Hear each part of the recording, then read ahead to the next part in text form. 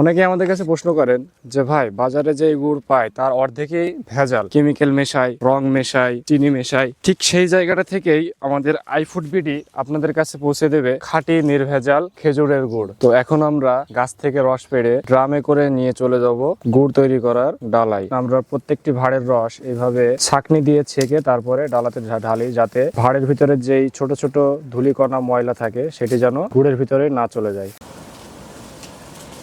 আইফুড বিডিতে শুধু আমরা বিক্রি করি না, নিজেদের পরিবারের মতো করেই গুড় বাছাই করি, সুন্দরভাবে পরিষ্কার করি এবং হাইজেনিক ভাবে প্যাকেজিং করে আপনাদের হাতে পৌঁছে দিই। গুড়ের যে লাল ফেনাটা দেখতে পাচ্ছেন, এই লাল ফেনাটা দেখে বোঝা যায় যে আমাদের গুড়টা রেডি। তো এখন আমরা আস্তে আস্তে গুড়টা জ্বালা থেকে নামিয়ে বীজ তোলা শুরু করব। গুড়ের প্রধান যে উপকরণটা সেটা হচ্ছে এই বীজ।